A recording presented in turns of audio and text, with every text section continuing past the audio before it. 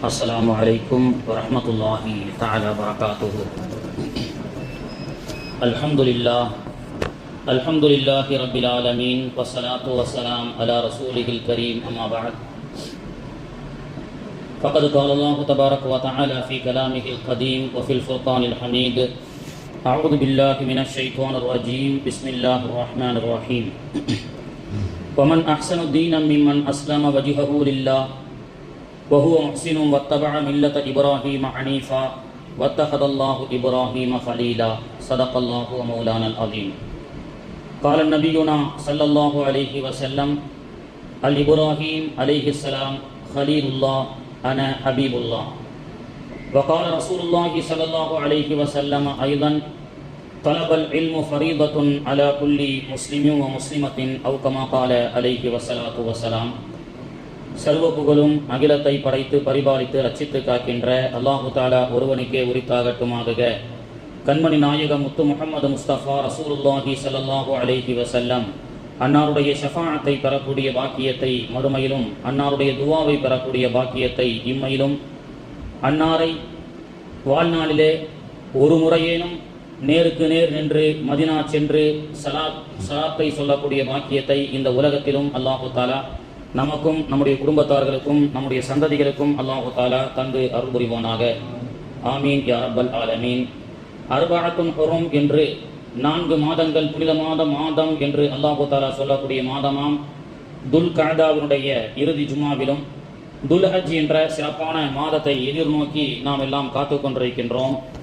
கண்ணியத்திற்குரிய அல்லாஹுவின் நல்லடியார்களே, இந்த 2 மாதத்தின் கதாநாயகர் என்று சொல்லக்கூடிய ஹலீலுல்லா அல்லாஹுடைய நேசர் இப்ராஹிம் அலைஹிஸ்ஸலாம் அவர்களும் அவர்களுடைய குடும்பத்தார்கள் செய்த தியாகத்தை ஒரு அமலாக, ஹஜ்ஜாக, குர்பானியாக அல்லாஹு தாலா கொடுத்திருக்கின்றான். அல்லாஹு தாலா குர்ஆனிலே வமன் அஹ்ஸனு தீனம் மிம்மன் அஸ்லம வஜ்ஹஹு லில்லாஹ், மேலும் எவர் நன்மை செய்யக்கூடிய நிலையில் அல்லாஹுக்கு முற்றிலும் வழிபட்டு இப்ராஹிமுடைய தூய மார்க்கத்தை பின்பற்றுகிறாரோ அவரை விட அழகிய மார்க்கத்தை உடையவர் யார்? இன்னும் அல்லாஹ் இப்ராஹீமை தன் நேசராக எடுத்துக்கொண்டான் என்று குர்ஆனிலே சொல்லி காட்டுவான். இப்ராஹிம் நபியை போன்று நீங்கள் முஸ்லீமாக இருங்கள், அது ஒரு அழகான முஸ்லீமுடைய வாழ்க்கைக்கு உதாரணம் அப்படின்னு அல்லாஹு தாலா சொல்லி காண்பித்து வத்தஹதல்லாஹு இப்ராஹீம கலீலா, இப்ராஹிம் என்னுடைய நேசர், நண்பர் அப்படின்னு அல்லாஹு தாலா சொல்லி காட்டுகின்றான். நபிகள் நாயகம் சொல்வார்கள், இப்ராஹிம் அலைஹிஸ்ஸலாம் கலீலுல்லா அல்லாஹுடைய நேசர், நான் ஹபீபுல்லா நானும் அல்லாஹுக்கு பிரியமானவர். ஏறக்குறைய பிரியமானவர் என்றாலும் நேசத்துக்குரியவர் என்றாலும் ஒரே அர்த்தம் தான். ஆனால் கலீல் என்ற வார்த்தைக்கும் ஹபீப் என்ற வார்த்தைக்கும் உள்ள நேசம், பிரியத்துக்குரியவர், நண்பர் அப்படி என்று சொன்னாலும், கலீல் என்று சொன்னால் அரபியிலே அந்த வார்த்தைக்கு சொல்கிறார்கள், அல்லாஹு என்ன நினைத்தானோ செய்ய சொன்னானோ அதை செய்தவர் இப்ராஹிம். அல்லாஹு என்ன செய்ய சொன்னானோ அதை அடிபெறலாமல் செய்ய துணிந்தவர் இப்ராஹிம். அதனால் அவருக்கு கலீல்.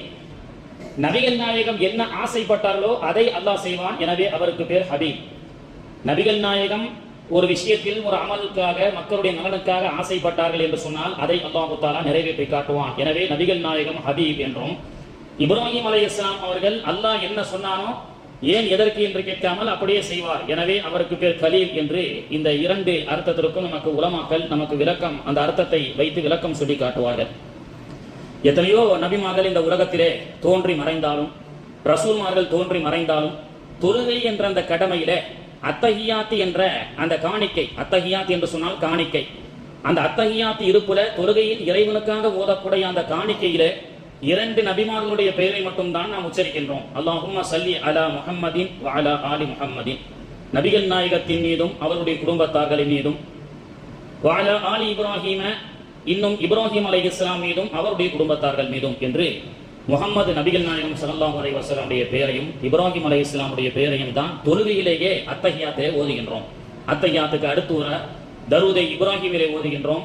அதையும் தாண்டி ஜனாசா தொழுகையில் ஓதுகின்றோம். ஒரு தக்பீர்ல, ஜனாசா தொழுகையில 2வது தக்பீர்ல எல்லா இமாம்களும் ஏகோபித்த கருத்தின்படி அல்லாஹும்ம ஸல்லி அலா முஹம்மதின் வ அலா ஆலி முஹம்மதின் கமா ஸல்லைத அலா இப்ராஹீம வ அலா ஆலி இப்ராஹீம இன்னக ஹமீதும் மஜீத்.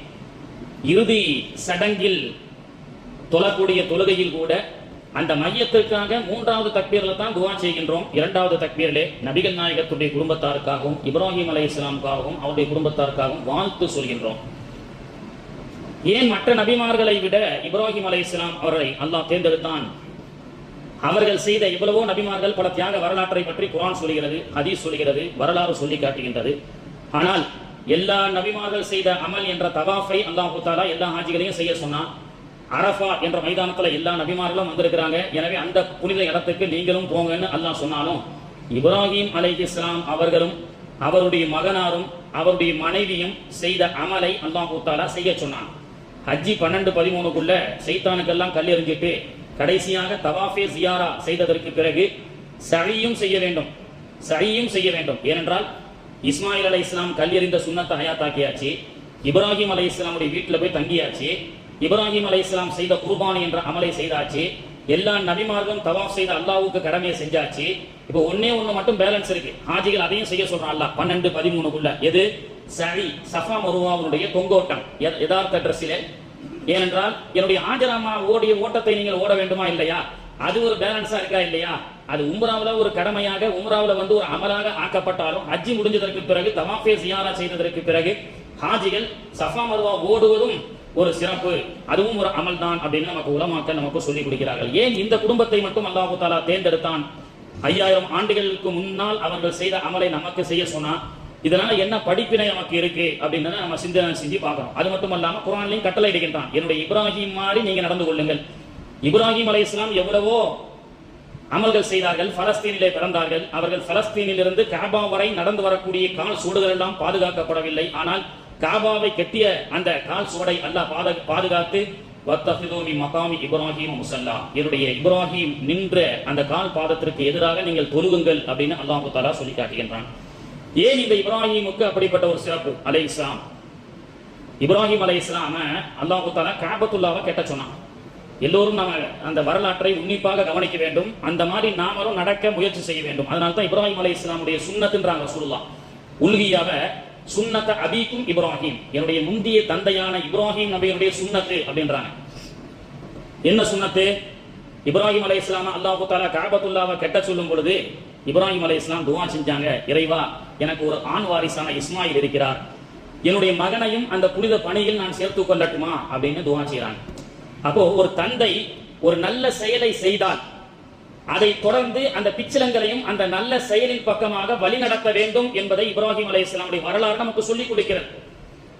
உங்கள் வீட்டு ஆண் குழந்தை நீங்கள் தொழு வரும் பொழுது அந்த குழந்தையை அழைத்து வருவதும், ஃபஜருடைய தொழுகைக்காக வரும் பொழுது அந்த குழந்தைகளை வழிநடத்தி அப்படி கூப்பிட்டு நீங்கள் பள்ளியின் பக்கமாக அந்த தொடர்பை ஏற்படுத்தினால் மட்டுமே நாம் வஃபாத்தானதற்கு பிறகும் எங்க அத்தா இப்படித்தான் தொப்பி போடுவார், நம்மளாம் ஒரு ரோல் மாடல். இப்ராஹிம் அலைஹிஸ்ஸலாம் தந்தை என்பது ஒரு ரோல் மாடலாக இருக்க வேண்டும். எங்க அத்தா இப்படிதான் தொப்பி போட்டார். அத்தா இருக்கிற வரைக்கும் அருமை தெரியாது. அத்தா மௌத்தான பிறகு அத்தா கொடுத்த மாதிரி வேஷ்டி கொடுத்துட்டு, அத்தா கொடுத்த மாதிரி அத்தா சட்டை எடுத்து போட்டுட்டு தொப்பி போட்டுட்டு அழுது கொண்டு, அத்தாவை இழந்ததற்கு பிறகு அந்த மன்னரையில வந்து அஸ்ஸலாமு அலைக்கும் யா அபி அப்படின்னு சொல்லி அந்த துஆ செய்யும் பொழுதுதான் அந்த அருமை நிறைய பேருக்கு தெரியும். அப்போ அத்தா ஒரு தந்தை என்பவர் that is a role model. Ibrahim அலைஹிஸ்ஸலாம் என்ன சொல்றாங்க, நான் இந்த காபத்துல்லாவை கட்டக்கூடிய பொறுப்பு, ஏன்னா அந்த காலத்துல காபத்துல்லாவை கட்டணும்னா நபிமார்கள் தான் கட்ட முடியும், சராசரி மக்கள் கட்ட முடியாது. அது இந்த உம்மத்துக்கு அல்லாஹ் கொடுத்த பிரத்யேக ஒரு சலுகை. முந்தைய உம்மத்துல ரசூலாக நபிமார்கள் மட்டும்தான் இறைவனுடைய பள்ளிவாசலை கட்ட முடியும், அவர்களுக்கு மட்டும்தான் அல்லாஹ் தஆலா அப்ரூவ் கொடுத்திருந்தான். சராசரி மனிதர்களுக்கு பள்ளிவாசல் கட்ட அப்ரூவ் கிடையாது. எவ்வளவோ போட்டிக்காக கட்டப்பட்ட பள்ளிவாசல் எல்லாம் இடித்து தரமட்டமாக்கப்பட்ட வரலாறு எல்லாம் குர்ஆன்ல வருது. அப்போ இப்ராஹிம் அலைஹிஸ்ஸலாம் அல்லாஹ் தஆலா காபத்துல்லாவை கட்ட சொல்லும் பொழுது என்னுடைய மகனையும் இறைவா நான் சேர்த்துக் கொள்கின்றேன் அப்படின்னு தன்னுடைய மகனையும் வழி நடத்த சொன்னார்கள். அது மட்டுமல்ல, தன்னுடைய வாரிசுகள் 3600 வருஷத்துக்கு பிறகு நபிகள் நாயகம் மக்காவிலே பிறப்பதற்கு முன்பே 3600 வருஷம், அந்த காலத்துல இருந்து இப்பத்துல இருந்து 5000 வருஷம் வச்சுக்கிறீங்களேன், 3600 வருஷத்துக்கு பிறகு மக்காவில் தான் கட்டப்பட்ட பள்ளிவாசல்ல ஒரு நபி உருவாக வேண்டும். ரப்பனா வபஅத் ஃபீஹிம் ரசூலன் மின்ஹும், இறைவா என்னுடைய மகன் இஸ்மாயில் மட்டுமல்ல என்னுடைய பிச்சிலங்கள்ல ஒரு வழி நடத்தக்கூடிய ஒரு நல்ல தலைவரை நபியை நீ அனுப்ப வேண்டும். அவர் இங்க பூ உலகத்திற்கு பிறந்து, குறிப்பாக மக்காவிலே பிறந்து அவர் மார்க்க பணியாற்ற வேண்டும் என்று துஆ செய்கிறார்கள். அப்போ தன்னுடைய பிள்ளையை தாண்டி தன்னுடைய வாரிசுகளை எப்படி உருவாக்க வேண்டும் என்று சொன்னால் வழி நடத்தக்கூடிய தலைவர்களாக, பல ஆயிரக்கணக்கான மக்களுக்கு பல நூற்றுக்கணக்கான மக்களுக்கு வழி நடத்தக்கூடிய தலைவனாக என்னுடைய பிள்ளையை உருவாக்கு அப்படின்னு இப்ராஹிம் அலைஹிஸ்ஸலாம் துஆ செஞ்சாங்க. அந்த மாதிரி இன்னைக்குள்ள ட்ரெண்ட்ல இப்போ +2 எக்ஸாம் ரிசல்ட் வந்துருச்சு, 10th இருந்து எத்தனை குரூப்ல பிள்ளைங்க சேரலாம் அப்படின்னு பெற்றோர்கள் எல்லாம் யோசித்துக் கொண்டிருக்கக்கூடிய ஒரு காலம். அது சம்பந்தப்பட்ட கல்வி மாநிலத்தில் சென்று சார் எப்படி செய்யலாம் அப்படின்னா நிறைய பேர் மசோரா செய்யக்கூடிய ஒரு காலமா இருக்குதா இல்லையா? இன்னைக்குள்ள ட்ரெண்ட் என்னன்னு சொன்னா, அன்னைக்கு ஒரு மோட்டிவேஷன் ஸ்பீச்ல காலேஜ்ல ஒருத்தர் பேசுறாரு. இன்னைக்குள்ள ட்ரெண்ட், அதாவது காலம் கல்வியாலும் சுழற்சியாலும் மாறிக்கொண்டே இருக்கிற சூழல், அதுக்கு ஏத்த மாதிரி வேகமான பயணம் சென்று கொண்டே இருக்கும். 10 வருஷத்துக்கு முன்னாடி உள்ள டேலண்ட் என்கிட்ட இருந்தா அந்த காலத்துல படைக்க முடியாது. 2025னா 2030ல விஞ்ஞான அந்த உலகம் எப்படி சுழற்சியாகும், அப்பொழுது யாருக்கெல்லாம் வேலை நன்றாக கிடைக்கும், அந்த திறமையை இப்பொழுது சிந்தித்து 2025லேயே நம்முடைய பிள்ளைகளை உருவாக்கக்கூடிய ஒரு சூழலிலே நாம் இருந்து கொண்டிருக்கின்றோம். நம்ம படிச்ச காலம் என்பது வேற.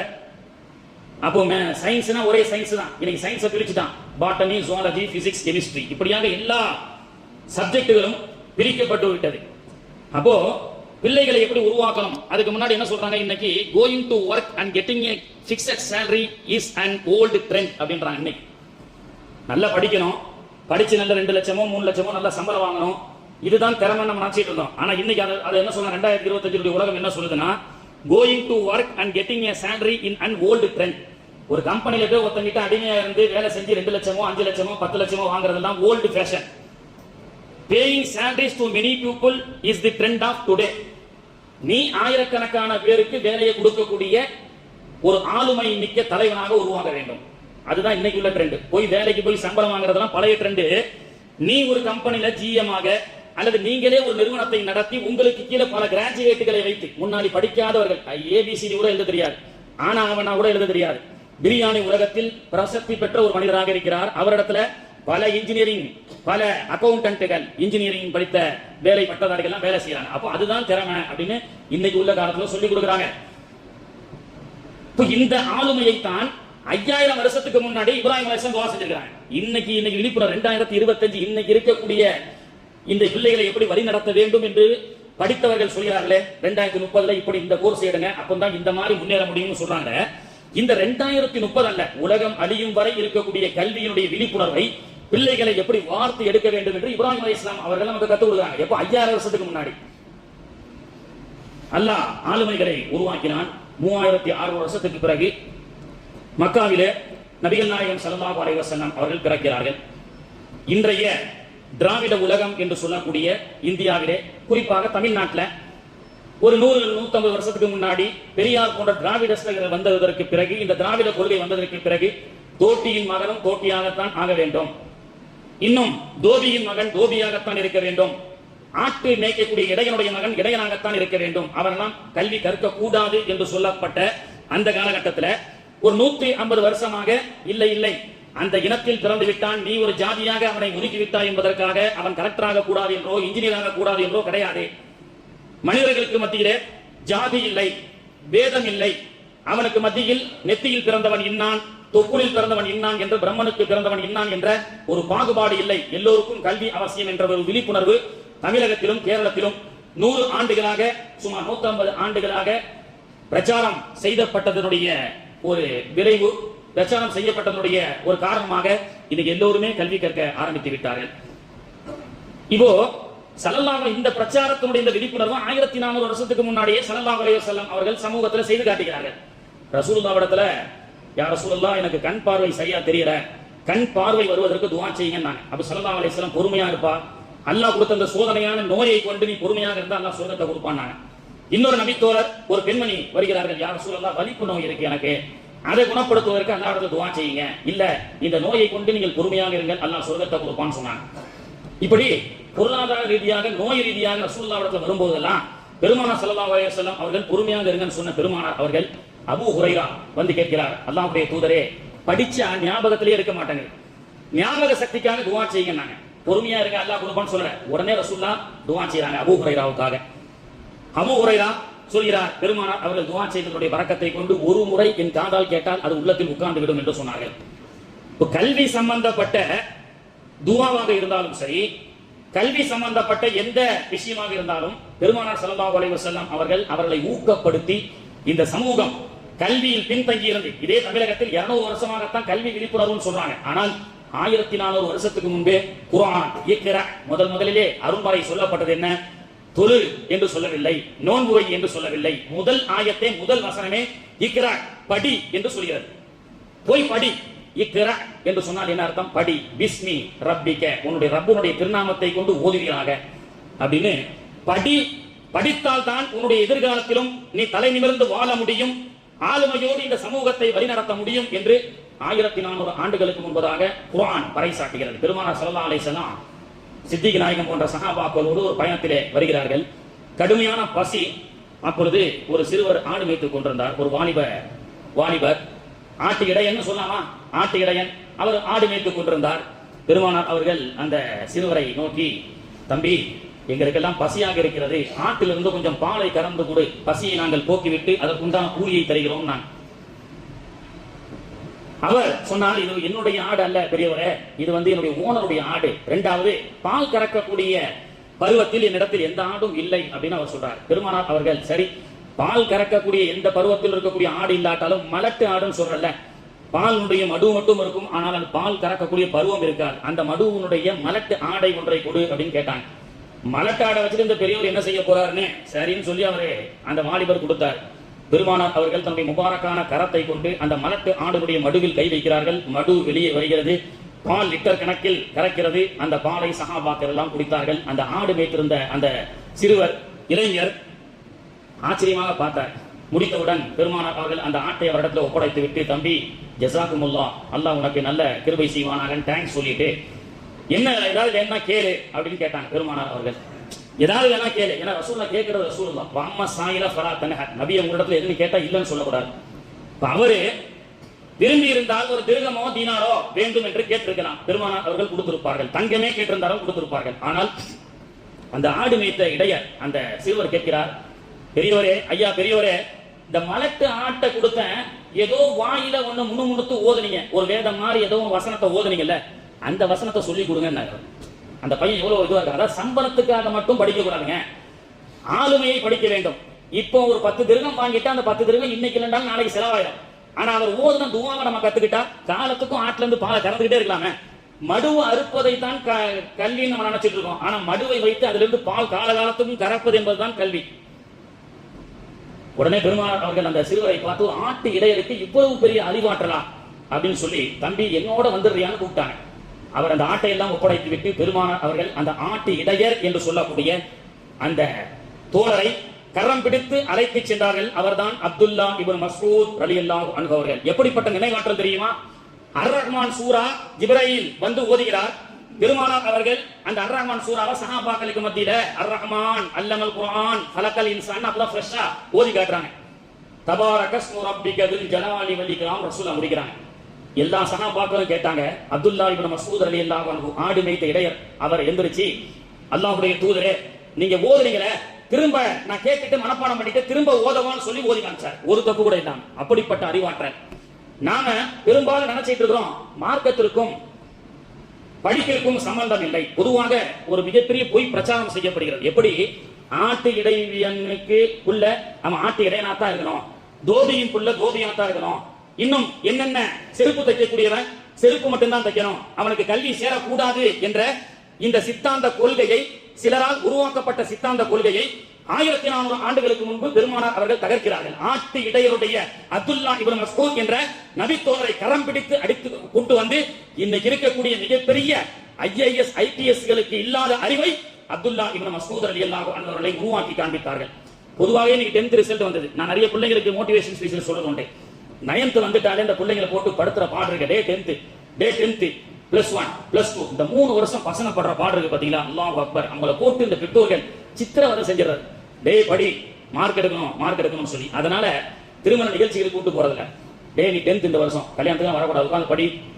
அதாவது ஒருத்தர் டிரைவரா ஒருத்தர் விட்டு வேலை செஞ்சாங்க. அந்த டிரைவர் வந்து அந்த ஓனர் இடத்துல சம்பளம் அதிகமா கொடுங்க ஐயான்னு கேட்டான். கேட்டுக்கிட்டே இருக்கிறாங்க, இவனுக்கு ஏதாவது ஒண்ணு பண்ணணும், ஆனா சம்பளம் ஏற்றி கொடுக்க கூடாதுன்றதுல முடிவுல ஓனர் இருக்கிறாரு. அந்த டிரைவர் இடத்துல சொன்னாரா, இந்த மாசம் காரை சின்ன ஸ்கிராட்ச் கூட இல்லாம ஓட்டிடு, உனக்கு அடுத்த மாசம் சம்பளம் ஏத்தி தரேன்னு சொல்லி. அவன் 2 வருஷமா ஒரு ஸ்கிராட்ச் கூட இல்லாம ஓட்டினான். ஆனா அவனுக்கு முதலாளி சொல்லிட்டாரு, இந்த மாசம் ஒரு ஸ்கிராட்ச் கூட இல்லாம ஓட்டணும்னு சொல்லி. அந்த மாசம் 3 ஸ்கிராட்ச் ஆகி போச்சு அவனுக்கு. அப்போ அவனை பயம் உறுத்தினாலே அவன் தடுமாறிக்குவான். இப்ப இந்த தடுமாற்றத்தை தான் நம்ம பிள்ளைங்களுக்கு செஞ்சுட்டு இருக்கோம். டே 10th, டே +1, டே +2 அப்படின்னு சொல்லி அவனை போட்டு குட்டிச்சோர ஆக்கி அந்த பிஞ்சு உள்ளத்துல அவன் எவ்வளவு தான் சுமப்பான்.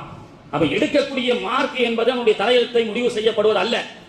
அவன் மதரசாவுக்கு சென்றால் மதரசாவுக்கு செல்லட்டும். அதை தான் நான் சொல்ல வரேன். மதரசாவுக்கு கூட அனுப்புறதில்ல. நல்லா ஓதி இருப்பான், ஓதிக்கிட்டே இருப்பான். குரான் ஆரம்பிச்சு யாசின் சூறாலாம் மனப்பாடம் பண்ணிருப்பான். நயத்தோட நின்றுவான். 3 வருஷம் மதரசா பக்கம் தலை வச்சு படுக்கிறது இல்ல, பள்ளிவாசல் பக்கம் வரதில்ல. காலையில ஸ்பெஷல் கிளாஸ், சாயங்காலம் ஸ்பெஷல் கிளாஸ். ஏன் இந்த ஒரு நிலைமை நம்மளுடைய உள்ளத்துல இருக்கு தெரியுமா? ஆட்டு இடையன் மகன் ஆட்டு இடையனாகத்தான் இருக்கிறோம், தோபியினுடைய மகன் தோபியாகத்தான் இருக்கிறோம் என்று மற்ற மதத்துக்கு ஜாதிக்கு உண்டான தொழில் இருக்கு, அதை செய்யணும். ஆனா இன்னொரு பொய்யை சொல்லி வச்சிருக்கான், துணுக்கன் துண்ணு கேட்டான், எந்த முஸ்லீமும் படிக்கல அப்படின்ற ஒரு பச்சை பொய்யை சொல்லி வைத்திருக்கிறார்கள். நான் சென்ற வருஷம் கூட சொன்ன மாணவர் பிள்ளைகள் தான் இருக்கிறாங்க, இந்த பிள்ளைகளுக்கு நம்முடைய முன்னோர்கள் எவனும் படிக்கல அப்படி என்று சொல்லியே மூளை செலவை செய்யப்பட்டிருக்கிறது. ஒரு மிகப்பெரிய பொய். இக்ரா என்ற குர்ஆனில் இறக்கப்பட்ட ஆயத்தின் முதல் கொண்டுதான் உலகத்தில் பிளைட் கண்டுபிடித்தான். பிளைட்டினுடைய ஃபார்முலா எங்கே இருந்து எடுத்தான்? குர்ஆனில் இருந்து எடுத்தான். அவலம் யரவ் இல தொய்ரி ஃபௌகஹும் சாஃபாத்தி வ யக்வில், குர்ஆன் சொல்லி காட்டுகிறது.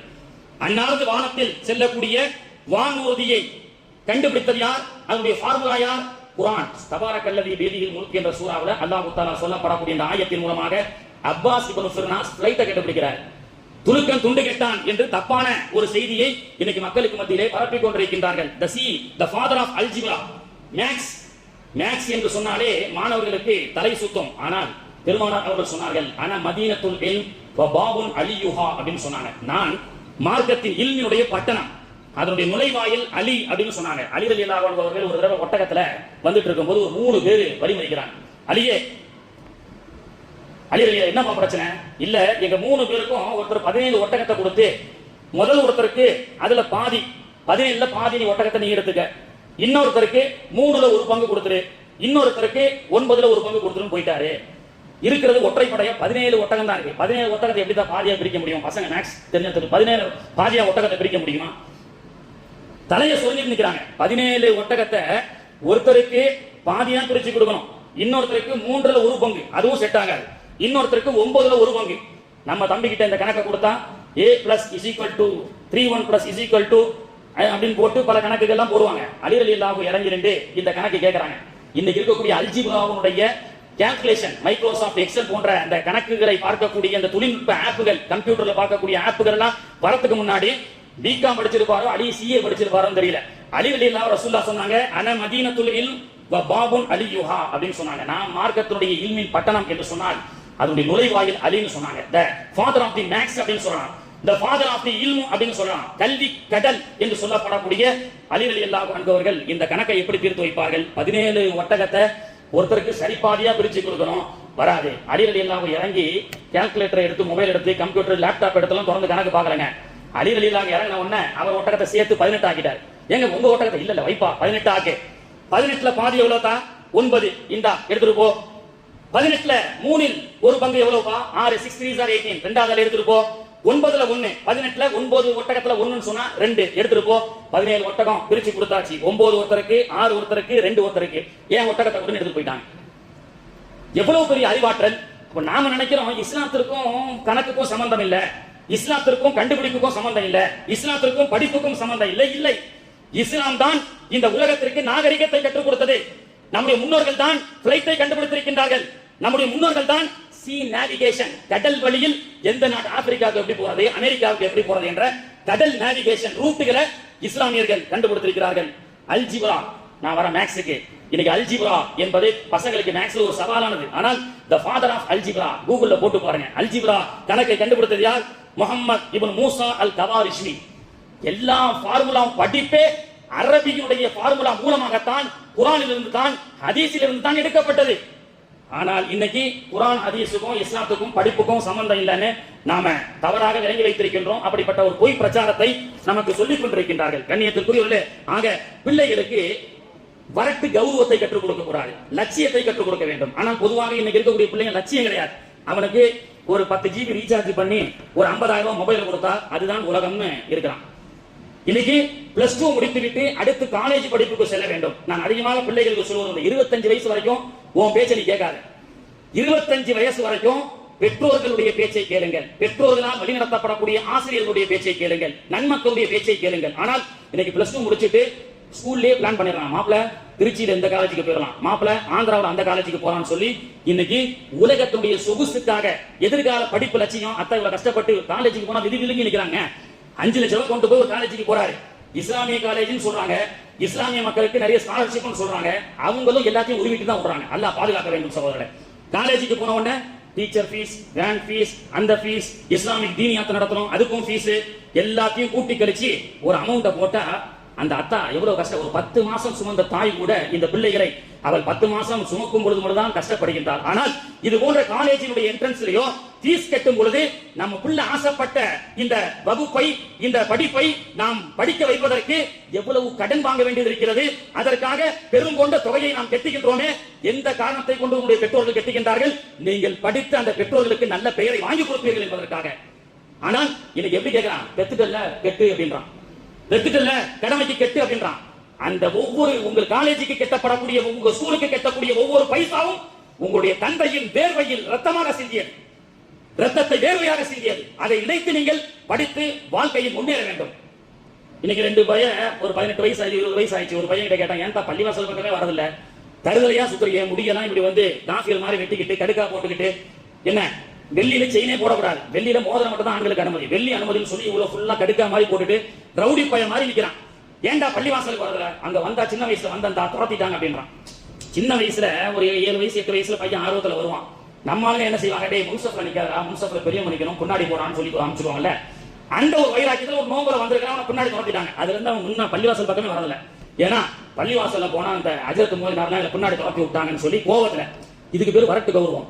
அதே இன்னொரு பையன் நோம்புல முன்னாடி வந்து நிக்க வந்தான், அவனையும் டேய் நீ பின்னாடி போறான்னு சொன்னாங்க. ஆனா அந்த பையன் என்ன தெரியுமா பண்ணா, என்ன பின்னாடின்னு சொல்லி கடைசி சஃப்ல என்ன அனுப்புறியா, நான் மதரசாவில போய் ஓதி ஹாஃபிஸா பட்டம் வாங்கி எல்லாருக்கும் முன்னாடி நான் வந்து தொழு வைக்கிறேன்னு சொல்லி வைராக்கியத்தோட ஓதினான். அந்த வைராக்கியத்தை பிள்ளைகள் கற்றுக் கொடுக்க வேண்டும். என்ன விரட்டிட்டாங்க அப்படின்னு சொல்லி 18 வயசு வரைக்கும் நீ வரட்டு கௌரவத்தில் இருப்பது நல்லதல்ல. அதற்கு பேர் வரட்டு கௌரவம். அதை உங்களுடைய பிள்ளைகளுக்கு கற்றுக் கொடுக்காதீங்க. என்ன விரட்டிட்டானா, எங்க அம்மா அத்தாவை ஏழைன்னு சொல்லி புறக்கணிக்கின்றானா, எங்க அம்மா அத்தாவை நல்லா படிச்சு, எங்க அம்மா அத்தாவை நல்ல லக்ஸரியான கார்ல எந்த சொந்தக்காரன் எல்லாம் ஒதுக்குனானோ அதே சொந்தக்காரர்களுக்கு முன்னாடி நான் தலை நிமிர்ந்து செல்ல வேண்டும். வாடகை வீட்டுல தான் இருக்கிறியான்னு எங்களை பார்த்து ஏளனமா கேட்கப்பட்ட எங்களுடைய பெற்றோர்களுக்கு இதே தஞ்சாவூர்ல பெரிய பங்களா கட்டி நான் எல்லாருக்கும் முன்னாடி என்னுடைய அத்தா அம்மாவை லக்ஸரியா வாழ வைக்க வேண்டும் என்ற ஒரு லட்சியத்தோடு இந்த பிள்ளைகளை நீங்கள் படிக்க வைக்க வேண்டும். அந்த வரட்டு கௌரவத்தை பிள்ளைகளுக்கு கற்றுக் கொடுக்க கூடாது, லட்சியத்தை பிள்ளைகளுக்கு கற்றுக் கொடுக்க வேண்டும். இது குடும்ப அளவில் மட்டுமல்ல, உலக அளவிலும் தான். இன்றைய போன வாரம் கூட சொன்னேன், இதே சவுதி அரேபியா 32,000 ஹாஜிகள் இந்த நாட்டுக்கு வர வேண்டாம் என்று சொன்னானா, அதே நாட்டுக்கு யூனிவர்சிட்டியில சென்று நான் படிப்பேன் என்ற லட்சியத்தோடு அங்கே சென்று ரிசர்ச் படிப்புகளை உங்களுடைய பிள்ளைகளை நீங்கள் படிக்க வையுங்கள். இது அமெரிக்கா விலங்கிட்டு விலங்குகளை விட கேவலமாக இந்த நாட்டுக்கு அனுப்பினானே, அந்த அமெரிக்காவிலே சென்று உங்களுடைய பிள்ளைகளை நீங்கள் படிக்க வையுங்கள். ஆக கண்ணியத்துக்குரியவர்களே, தர்மம் என்பது காலத்தால் வித்தியாசப்படும். சல்மான் பண்ண தர்மம் மாதிரி இருக்கக்கூடாது. இன்னைக்கு பலஸ்தீன மக்கள் அத்தியாவசிய உணவு இல்லாமல், அப்படியும் உணவு, பால், பிஸ்கெட் போன்ற இது போன்ற உணவுகளை எல்லாம் பல நாடுகள் அனுப்பியதற்கு பிறகும் அந்த காசா மக்களுக்கு அது வந்து சேராமல், அந்த லாரிகளை எல்லாம், அந்த உணவுகளை எல்லாம் அவர்களுக்கு சேர விடாமல் அவர்கள் ஒரு அறகூவல் விட்டிருக்கிறார்கள். இந்த வாரம் எங்களுக்கு இன்னும் 2-3 தினங்களிலே உணவு இல்லை என்று சொன்னால் 13,000 பிஞ்சு குழந்தைகள் பசி பட்டினியால் சாகக்கூடிய ஒரு சூழல் இருக்கிறது. உலக நாடுகளே எங்கள் மீது இரக்கம் காட்டுங்கள் அப்படின்னு ஒரு அறிக்கை விட்டிருக்கிறாங்க. அந்த காசா மக்களுக்கு அல்லாஹ் தஆலா அந்த அவருடைய துயர்களை அல்லாஹ் போக்குவானாக. அந்த அறைகூவல் விட்ட அந்த பசி பட்டினுடைய குரல் எந்த ஒரு முஸ்லிம் நாட்டுக்கும் கேட்கவில்லை. மாறாக 24 நாடுகள் கண்டனம் தெரிவித்திருக்கிறார்கள். எல்லாமே ஐரோப்பிய நாடு. ஒருத்தம் கூட முஸ்லிம் நாடு கிடையாது. ஏன்டா அவனுக்கு சேர வேண்டிய உணவை பட்டினியாக ஆக்கி வைத்திருக்கின்றாய்? அவனுக்கு சேர வேண்டிய உணவை நீ ஏன் தடுத்து வைத்திருக்கின்றாய்? இஸ்ரேலை பயங்கரவாதியே என்று கேட்பதற்கு இந்த உலகத்தில் ஒரு இஸ்லாமிய நாடு கூட இல்லை. ஆனால் ஐரோப்பிய 24 நாடுகள், கிறிஸ்தவ நாடுகள், போப் உட்பட அந்த மக்கள் மீது இறக்கப்பட்டு அவர்கள் மீது கருணை காட்டுங்கள் என்று சொல்லக்கூடிய அளவுக்கு எனக்கு தேசம் இருக்கிறது என்று சொன்னால், கண்ணியத்திற்குரியவர்களே, எதற்கு இப்ராஹிம் அலைஹிஸ்ஸலாமும் ரசூலுல்லாஹ்வுக்கும் அல்லாஹ் இவ்வளவு பெரிய சிறப்பை கொடுத்தான்? சமூகத்தினுடைய நலன். ஆனால் இன்னைக்கு சல்மான் ஒன்னும் செய்யறான் இல்லையே. பலஸ்தீனுடைய மக்களுக்கு 1000 பேருக்கு ஃப்ரீயா ஹஜ் விசா கொடுத்திருக்கிறார். ரொம்ப முக்கியம். சோத்துக்கே வழி இல்லைன்னு இருக்கிறான். 1000 பேருக்கு பலஸ்தீனுக்கு செலக்ட் பண்ணி சல்மானுடைய சொந்த செலவுல ஹஜ்ஜுக்கு. ஏண்டா பசி பட்டினியா இருக்கக்கூடிய அவனுக்கு நீ சோத்தை கொடுத்து உயிரை காப்பாத்தியா? ஹஜ்ஜிக்கு அவர்களுக்கு அவசியமா? இது போன்ற அனாவசிய செலவுகளை நாம் செய்யக்கூடாது. நான் ஏன் சொல்ல வரேன்னா, காலத்தால் தர்மம் வித்தியாசப்படும். அல்லாஹ்வுடைய கிருபையில இன்னைக்கு ஜும்மா பள்ளிவாசல் நிர்வாகம், நிறைய பள்ளிவாசல் நிர்வாகிகள் இருக்கிறீர்கள். பள்ளிவாசல் என்று சொன்னால் இமாமுக்கு சம்பளம் கொடுக்கிறது, மோதினார் நியமிக்கிறது, பொண்ணுக்கு மாப்பிள்ளைக்கு ஊர்வலம் கொடுக்கிறது, நிக்கா நடத்துறது, நோன்பு வந்தா கஞ்சி காய்ச்சறது, இது மட்டும் சமூக பணி அல்ல. இந்த சமூக பணியை மட்டும் இப்ராஹிமும் செய்யவில்லை, ரசூலுல்லாஹும் செய்யல. அடுத்து வரக்கூடிய ஜெனரேஷனுக்கு உண்டான எதிர்கால வாழ்க்கையை எப்படி திட்டமிட்டு அமைத்து கொடுப்பது என்பதும் ஜமாத்துடைய தலையாய கடமை. அதன் அடிப்படையில் தான் அல்லாஹ்வுடைய கிருபையில நம்ம தஞ்சாவூர் ஜும்மா பள்ளிவாசல்ல எல்லா வகையிலும் இந்த ஜும்மா பள்ளியை அடிப்படையாக வைத்து கஷ்டப்படக்கூடிய பிள்ளைகளுக்கு பைத்துல் மால் என்ற அடிப்படையில் அதிலிருந்து நிதி உதவி கொடுக்கக்கூடிய ஒரு சிறப்பான ஒரு பைத்துல் மால் இங்கே இயங்கிக் கொண்டிருக்கிறது. அது மட்டுமல்லாமல் சம்மர் கோடை காலத்துல பிள்ளைகள் எல்லாம் லீவு நேரத்தை மார்க்க கல்வியை கற்றுக்கொள்ள வேண்டும் என்பதற்காக 1 மாதம் கோடை கால மார்க்க வகுப்பு முகாம் அல்லாஹ்வுடைய கிருபையில சிறப்பாக நடைபெற்று இந்த ஆண்டு 200 அட்மிஷன்கள் வாங்கப்பட்டு சுமார் 125 மாணவர்கள் திரளாக கலந்து கொண்டார்கள்.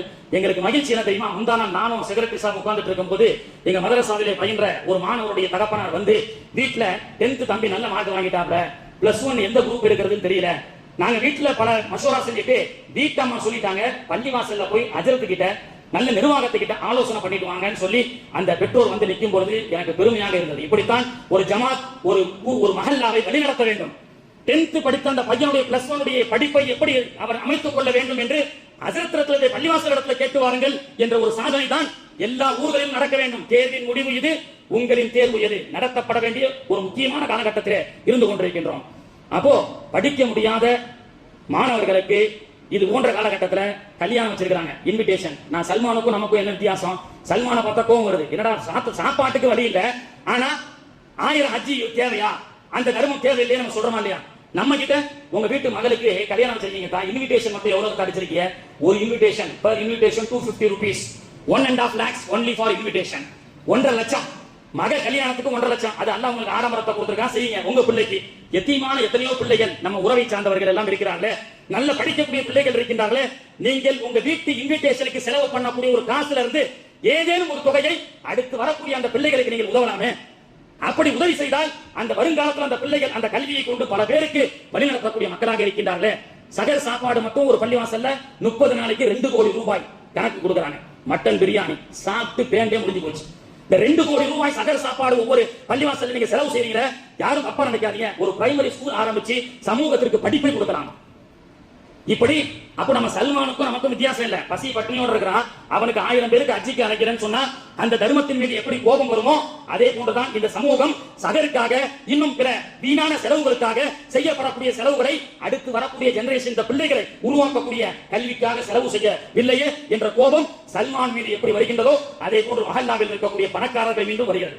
எனவே கண்ணியத்திற்குரியவர்களே, தர்மங்கள் வித்தியாசப்படும். இந்த காலத்துல நம்ம செய்ய வேண்டிய தர்மத்திலேயே ஆக சிறப்பு நம்ம குடும்பத்தை சார்ந்த எத்தீமான எத்தனையோ பிள்ளைகள் நன்றாக படித்து அடுத்த கல்வியை அவர்கள் பொருளாதாரத்தில் பின்தங்கிய காரணத்தினால் படிக்க முடியாதோ என்ற ஏக்கத்தில் இருக்கக்கூடிய அந்த பிள்ளைகளை அல்லாஹ்வுடைய கிருபையால் எங்களால் முடிந்த பைத்துல் மால் கரம் கொடுத்தாலும் தனிப்பட்ட முறையில் நீங்கள் இது போன்ற நல்ல காரியங்களுக்கு நீங்கள் உதவி செய்யுங்கள். அல்லாஹ்வுடைய கிருபையில 1 மாத கோடைகால வகுப்பு சிறப்பாக நடத்தி அதற்கென்றே ஏன் இதுவெல்லாம் வரக்கூடிய பிள்ளைகளுக்கு காலேஜ் ஃபீஸ் மாதிரி வேன் ஃபீஸ், டீச்சர் ஃபீஸ், தீனியா ஃபீஸ், அந்த ஃபீஸ் இந்த ஃபீஸ் 4 லட்சம் ரூபாய் நம்ம எதுவும் கேட்கிறோமா? இல்ல. நிர்வாகம் சில லட்சங்களை செலவு செய்து இந்த சமூகத்தினுடைய அடுத்த வாரிசுகள் எல்லாம் இலவசமாக கல்வியை கற்று செல்லட்டும், இலவசமாக அந்த பிள்ளைகளுக்கு ஊக்கம் அளிக்கட்டும் என்ற அடிப்படையில நிர்வாகமும் சிறப்பாக செயல்பட்டிருக்கிறது. அது மட்டுமல்லாம இதே ஜும்மா தினத்துல பிள்ளைகளுக்கு உண்டான ஸ்நாக்ஸ் இடையில் கொடுக்கப்படும் என்று சொன்னேன்.